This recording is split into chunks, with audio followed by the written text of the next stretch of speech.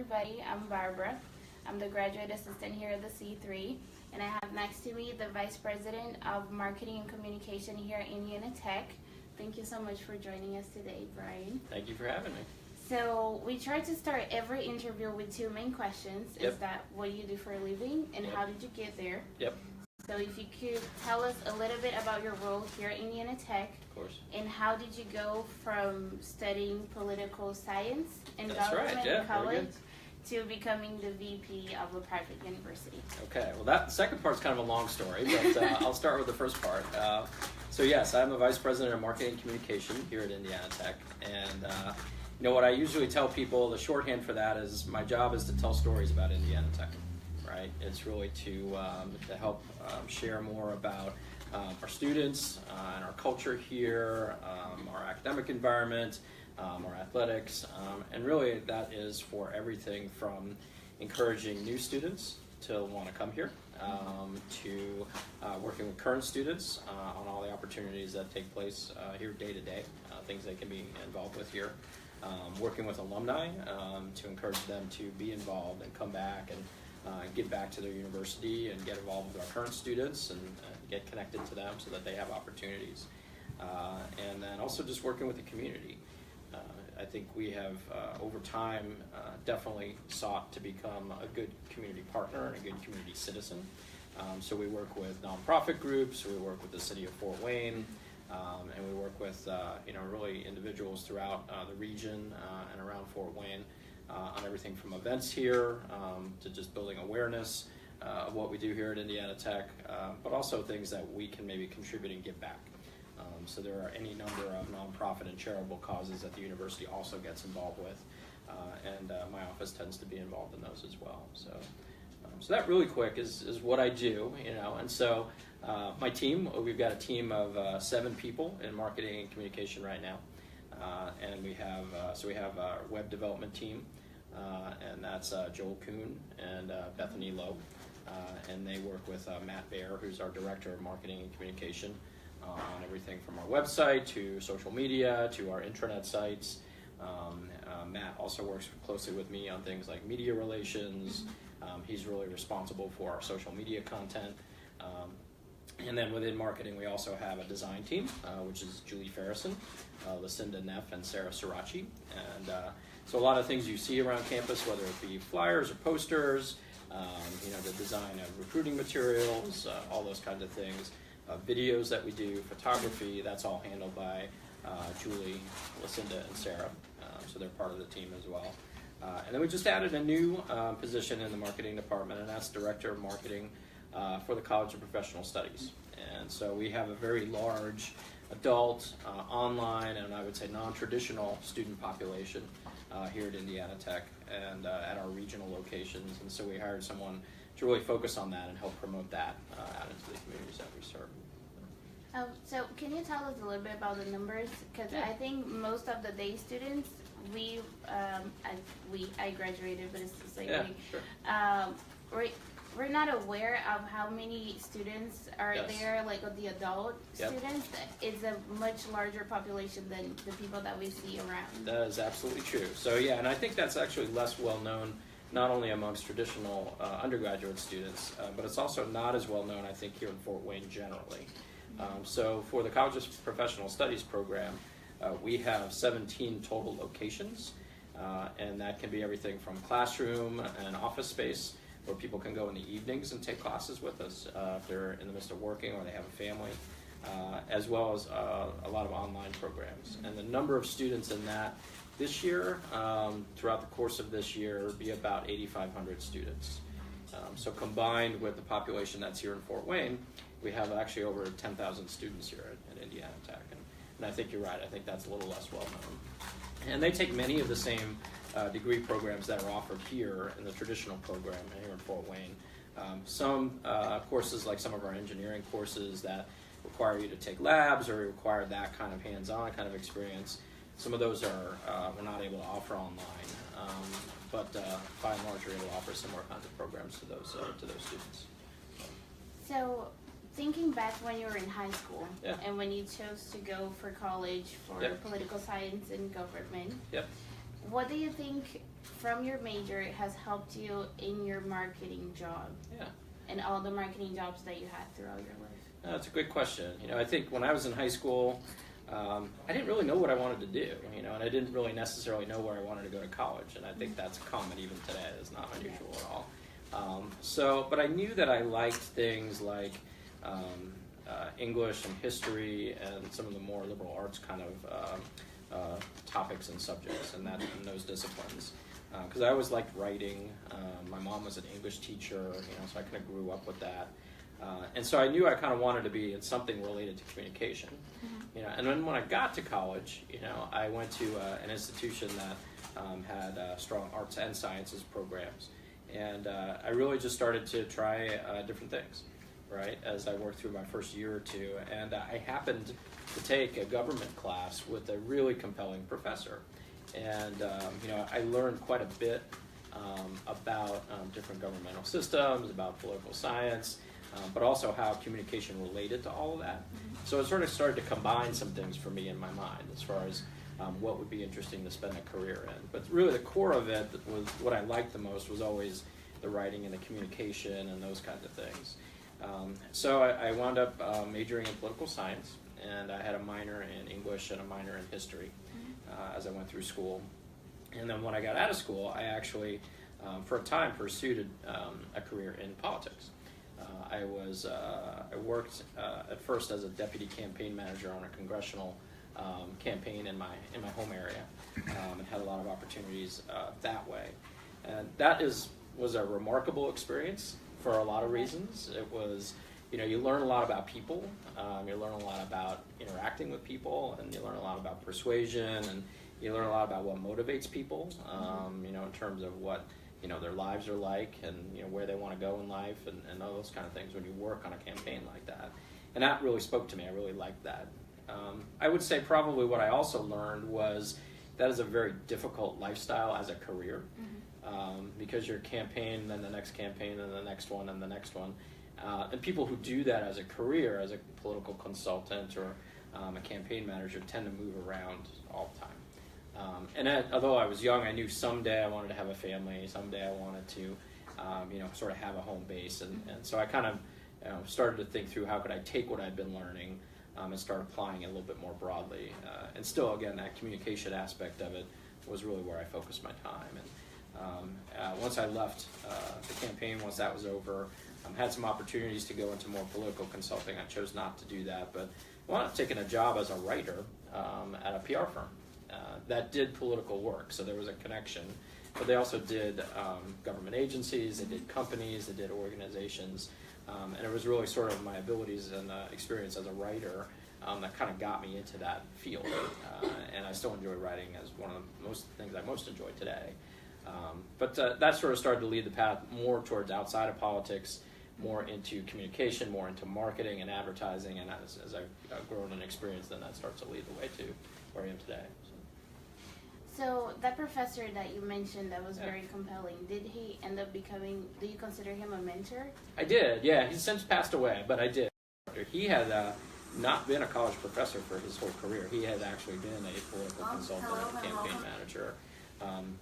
He worked for a senator from New Jersey. He was from New Jersey originally.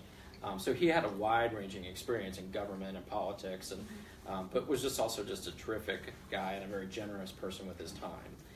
And anybody who showed an interest in his topic, you were his friend, right?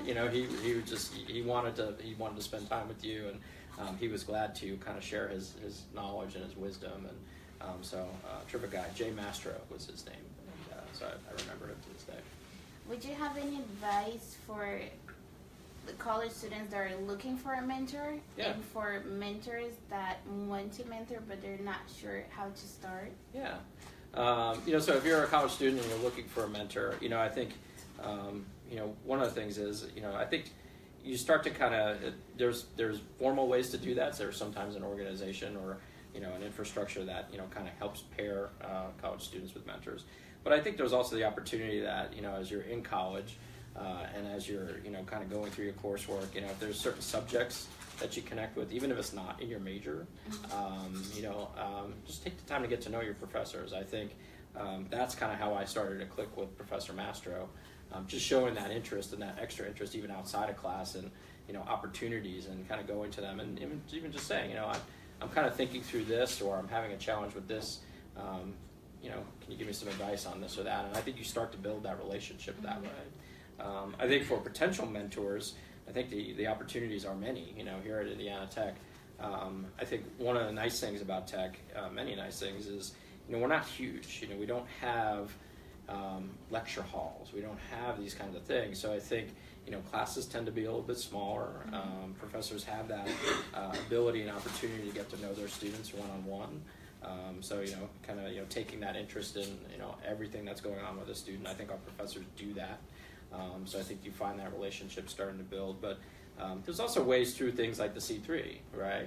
Or the Career Center, where they're sort of outside the classroom kinds of experiences oriented around entrepreneurship or careers or internships. And I think any potential mentors amongst faculty, staff, or even more senior level students versus new students. I think there's opportunities for you to get connected and help. So, if you look back, is there anything that you wish you could have done differently in college, and then you had to learn in the hard way in your professional life? That's a great question.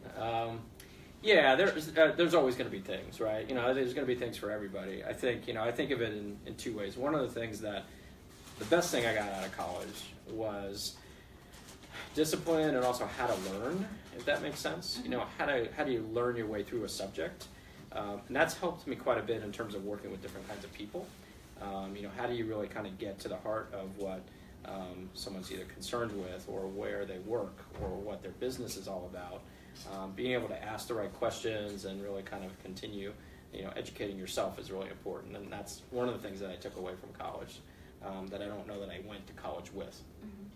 Probably what I wish I had learned a little bit more about, honestly, is, now that I've wound up, after working more in the public sector and campaigns, I really wound up going more and working more with private companies and those kind of things. I wish I'd taken more business kinds of courses. I took some, but not a lot. I wish at the time, and we didn't have this at the time, that there was something like the C3 to think through how to be an entrepreneur. And I think that's become more and more something that you see opportunities for. That had I had that, I would have taken advantage of, or at least I hope I would have. But that's something I wish I would have done a little bit more. It's just understanding how do you run an organization, and how do you do those things. And I've sort of had to I've had the opportunity to learn that along the way, and I've had some good professional mentors and people who saw something in me to help me. But coming with a little bit more of that knowledge, I think, would have been more helpful. From hearing you speak, it feels like you're very human-centered. Yeah. In your approach to management and managing your team and your people. Sure. And you did mention that you have, I think you're two people that work with social media. They're younger. Yep. And they're probably millennials. Yep. Sure. What are some of the things, the misconceptions about millennials that you hear? Yeah. But working with them, you think that they're completely different? The misconceptions I hear, there's probably a number. I think one of the things that I think is not uncommon to hear about millennials or people of your generation is that you don't care. You just care about yourself or your social media or your cell phone. That's absolutely not true, right? I think the jarring nature for folks who are maybe my age and a little older is just the ubiquity of your devices, right? We're not used to that as what, there's a now somewhat older term called digital natives. I didn't grow up with the internet. I didn't grow up with a laptop or an iPad or, an iPhone or anything like that. I think what gets missed in that is that that's the channel through which people are communicating with one another. And I think there's a little bit of that disconnect between older generations and that mode of communication and that mode of connection. Whereas what I found, and I think it probably helps me that I've got two teenagers that I interact with, both in those ways. Sometimes that's how I get their attention, is to interact with them either on their social media or texting or whatever. But also I've tried to immerse myself to understand what it is that appeals to them about that and how it really helps them connect with their friends and school and those kind of things. And I've found it to be much more robust and much more diverse in terms of what younger people are interested in, then people tend to give them credit for. I don't find, the generation that's now going through high school and college to be any less engaged than any that I've experienced or been part of previously. So I think that's a misconception. One of the things that I've found with my team, I would suggest about that, is I've really been impressed by, probably at my age, being in their shoes. I don't know that I would have been as proactive as they tend to be with new ideas, with self-assurance that they're doing the right thing, with the confidence to do some of the things that they do. And so we've come to lean on them quite a bit, right? When you look at the two members, the key members of our web team, we're not huge. You've got a user interface designer and we've got a programmer, and they really run the single most important channel at Indiana Tech that gets more interactions with it than any other, which is our website. Mm-hmm. It's a big responsibility, right? And that requires a lot of trust on everyone's part. It requires, us to give them that ability and that platform, but also requires them to trust us on what to come to us with, what to ask advice of for myself and Matt and some of the older members of the team. So I've been very impressed at just their ability to kind of navigate that. And certainly it's my responsibility and Matt's responsibility to help coach them, guide them, and mentor them, but I've found them no less knowledgeable or engaged than anybody else that I've ever found. So you mentioned their proactiveness. Are there any other skills that you think any professional in any field or a recent grad needs to develop for today's professional world? I think there are a number. I think the ability to get to know other people and the comfort level with that. I think you have to be comfortable with yourself first, and that's part of just getting older and having more experiences to be able to really interact with people. Mm-hmm. I think you have to keep an open mind to be able to do that. Not everyone's going to be able to tackle things the way you are. Not everybody's going to want to tackle things the way you are. But if you work together, you can kind of find what people are good at.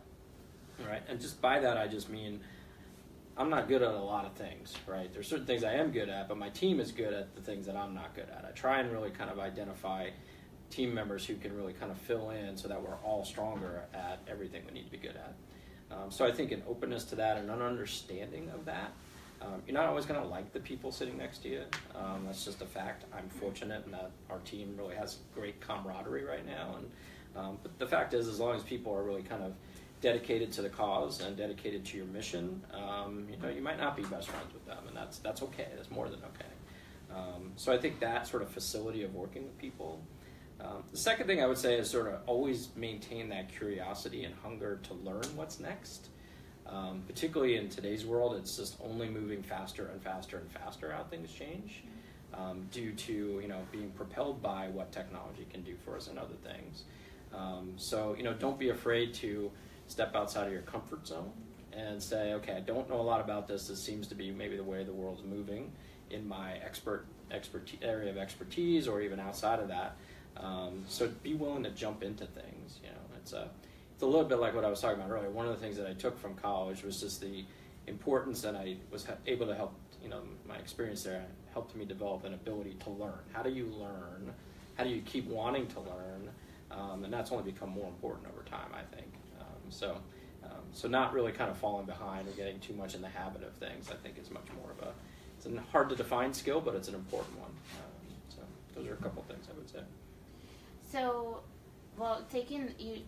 I understood that you're kind of embracing people to take the risks, taking risks and getting out of their comfort zone and seeing what's out there regardless of your major. Yep. How do you think getting entrepreneurial skills would be beneficial for the student that did not want to start a business?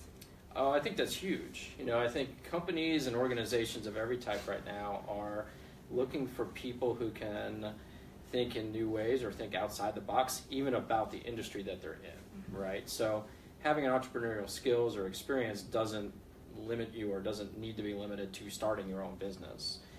Because there's many ways that in a variety of roles you're going to be asked to think in an entrepreneurial way.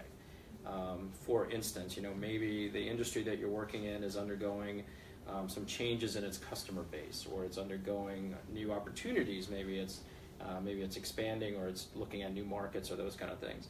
All of that requires a similar kind of thinking as an entrepreneur would require. How do we think through, okay, our customers love us for this. What are some things that are connected to that we could also offer them, right? Our customer base is changing. Maybe their, physical location is evolving, or maybe their age is changing, or maybe, we're just seeing some other things. How do we find them and meet them where they're going, right? Which is kind of the core of marketing in a lot of ways. So I think there's no shortage of need for entrepreneurial thinking no matter what you do. And I think one of the things that I've seen and I've experienced in my career throughout it is the rise and importance of data and analysis of data.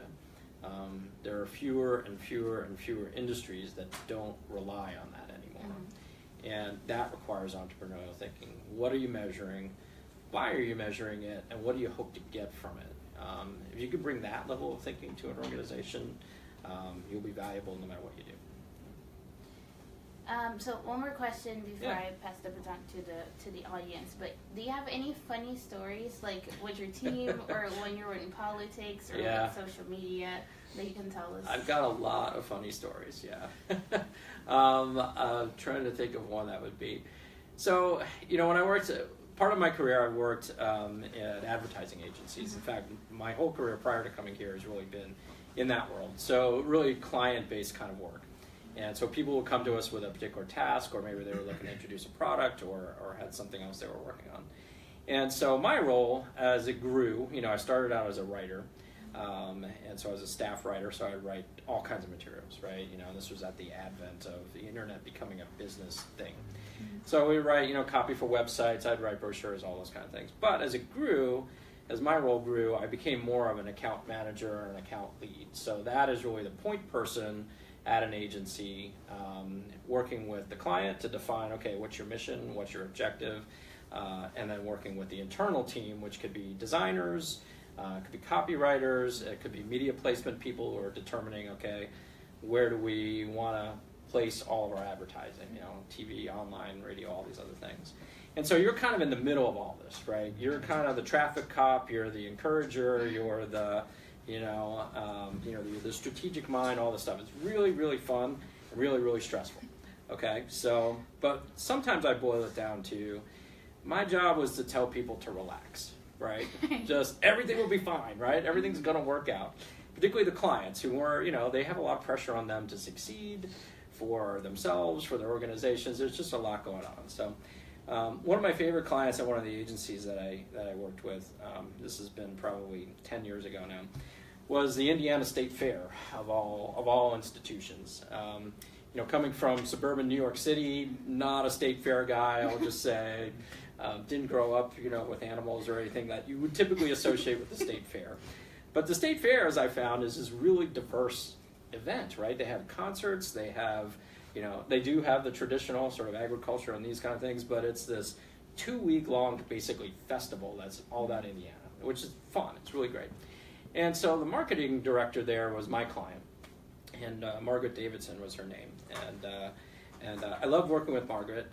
She was somebody who had my job before she started at a different agency, my job working for the state fair before she started at the state fair. So she knew it forwards and backwards. She knew my job better than I knew my job. So there was just times where I was sort of feeling like I was just sitting in the back of the bus and just watching everybody do their thing. But there was a time when we had convinced her that we needed to come to that year's state fair and shoot the next year's TV commercials so we could get all the footage there at the actual fair, which they had never done before because there's literally tens, if not hundreds of thousands of people on the state fairgrounds, and running around with a TV crew trying to capture footage in an organized way is just chaos.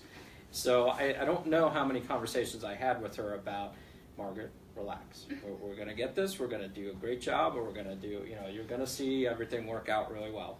And my creative team was all psyched. They were like, well, it's pushing to do this and all these other things. She was pushing not to do it, and I was the one trying to shepherd this forward. So we get to the state fair, and it's the first day of probably like the 2004 or 2005 state fair. And, we had proposed to have like a bunch of different kinds of equipment. And one of them was essentially this huge boom, which is in pre-drone days what you would attach a camera to get like some of these sweeping shots that would like rise up over a crowd. So like it might start at this level and then you'd zoom up to maybe about 2 floors high. So it gets this really dramatic effect that's beautiful, right? But, you know, it's longer than the length of this room, and it's essentially a crane that's going to be swinging around in this huge crowd unless we have really good crowd control. And she'd been fighting this for like 2 weeks, and we were like, no, we got to do it. We got so we finally get there, and we're going to go do a scouting thing, and she's all stressed about that. And she's like, I just don't want you, you know, doing anything dangerous or, you know, getting anybody hurt or any of these kinds of things. And we're like, okay, we're just going to go drive around. They gave us a couple of golf carts to go drive around the state fairgrounds and do a scout. And, you know, my creative director at the time was telling her, it's fine. And so we'll meet you back here. And so back here was basically where we would come in and out with the golf carts. And it was essentially the security office for the state fairgrounds. And we had just been talking about how careful we were going to be, how we were not going to damage anything, we're not going to do anything like that. So we're coming back, we've done our scout, and we're getting ready to come and talk to her again. And she's standing like right in the parking lot there talking to someone. And we kind of pull in, and my creative director's driving the golf cart, right? And we're heading right for the security office. And he hadn't driven this golf cart before, so he didn't really understand how the brakes worked so much. We ran in straight into the wall of the security office. Bang! You know, and so you can hear this all around, like, you know, the entrance to the state fair. So it's like people are coming in, and it sounds like a gunshot just went off. And we just hit the security office, so they're like, all of the cops come running right out of it, and they're like, it's just us. And so I look over at Margaret and I'm like, I told you, just relax, it'll be fine. So there's a lot of stories like that where you're kind of trying to juggle things that you weren't sure if they should relax and it was going to be okay, but your job was to project that it was going to be okay. So that was some of the fun parts of my job. You know, you just sort of get into this very intense, you know, kind of projects, and it really kind of brings out a lot of different things anyway. So, but that was. I still remember the sound that made. Well, it makes good stories to tell. It does make good stories to tell. It does indeed. So. Does you guys have any questions? I have 2 questions. Go ahead. But 2. Okay, one at a time. So. No, go ahead. So I'll ask mine. Yeah. This one first. So my first question says, like, on a minimal level, yeah, how do you think someone could test their strength or their ability to market? You know. That's a great question. You know, I think a number of ways kind of spring to mind immediately. I think there's always opportunities for internships at Fort Wayne, for the size that it is, actually has a really good community of marketing agencies, companies that have fairly robust internal marketing organizations, if you will, or operations. So I think there's always the ability to kind of get yourself exposed to that as a way of finding out if it's for you.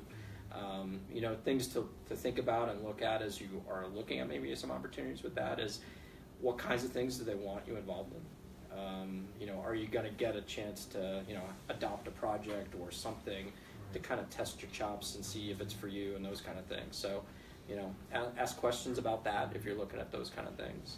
Second thing is, you know, also for, again, you know, we're not the biggest city out there, but we have a lot of organizations out there that are looking to promote themselves and their services and need help, right?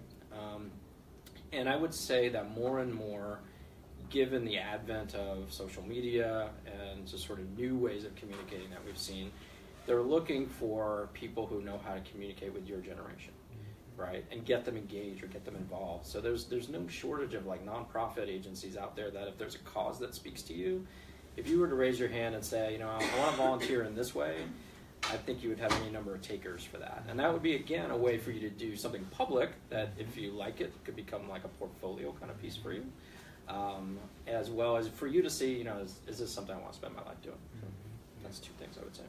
Last question, I'll make it really quickly. Yeah. So, like, after setting out to do a specific project, what do you and the team look for to deem it as satisfying? This is the result that we wanted. Well, it varies. You know, I think it varies based on what it is. You know, so I think what we try and do is start with the end in mind, right? That's always what you have to really kind of do. So I'll give you an example. You know, one of the things that we really hadn't had until recently is a true social media strategy. And just because, again, we don't have a huge team, and that is social media is interesting, I find, because it takes a lot of resources, but the resources you need are time to create good content and dedication to do that. But you need a roadmap more and more too about how you want to do it. And so we've worked together to create a true strategy for the university that outlines, okay, here's what we're trying to accomplish on Facebook, here's what we're trying to accomplish on Instagram, here's what we're trying to do on Twitter, how do those interact, what do we talk about there, what do we not talk about there, understanding that those mediums are all very fluid. So having that sort of documentation that we can all go back to, as well as talk to other university stakeholders around. We just completed that, and that's satisfaction right there. It's just knowing that we now have that roadmap. And what's the next step? Well, that's then a content calendar. So defining that as an outcome, more to what we do. I think the heart of what we do, typically what our mission is to influence an audience to take an action of some kind. And so we define that by, did the right numbers of the audience take the right action? And that could be, one of the core things and most important things we do for the university is to go and try and find prospective new students, persuade them to give us a try.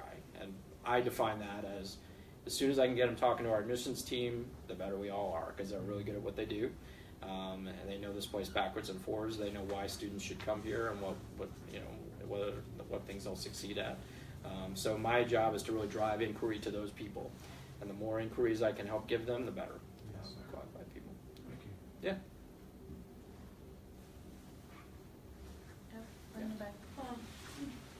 What do you love most about your job? What do I love most about my job? Well, there's a lot of things. I'd have to say, as far as day to day what I do, it's just the great variety of stories there are to tell about Indiana Tech. We have, coming from an agency standpoint, I tend to think of it as we have really good raw material here to be able to tell stories, right? Visual stories or content or other kinds of things. I think that to me is the most fun, right? I mean, it's just there's never a day that's the same, right? We have the academic year, we have things that repeat, we have all those things, but no 2 years have felt the same. No 2 days have felt the same, because we have our traditional undergraduate program here in Fort Wayne. We have our college professional studies program. We have all kinds of degree programs. We're regularly looking at new degree programs. We have a PhD program. We have athletics. I mean, there's so many things that are fun to talk about. I really like that. I would say the second thing is my team, honestly. I think we have fun together. I think for what we do, it's serious. It has serious impact on us, but it's not the kind of thing you can do with, holding on so your knuckles are turned white. I mean, you got to have a certain looseness about it and a certain inspiration to at least very important parts of what we do. And I think we have a team that enjoys working together that way. Do you have any more questions? What's like the most marketable thing about tech? Like the thing you always like to show off when you're trying to sell tech to someone? The single most marketable thing, I would say it is our opportunity for upward mobility for our students, right? And I think that's true of any kind of student that we bring here. Young people such as yourselves who might come out of high school and come and do our traditional undergraduate program. Adults who are maybe in the middle of their career, thinking about a career change. PhD students looking to finally get that academic credential. Maybe they want to be a professor or rise in their organization.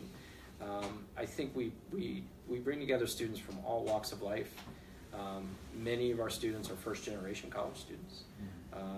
And I think that's the single best story we tell every day. And it's true of every student here. So that's the thing that motivates me too, is to connect people to that and say, I can say with great confidence that coming here and earning your degree and going through our programs is going to make your life better. And that's the most marketable thing. We can take one more question. Okay, so All right, rapid fire. we'll wrap up with a rapid fire Yep. session.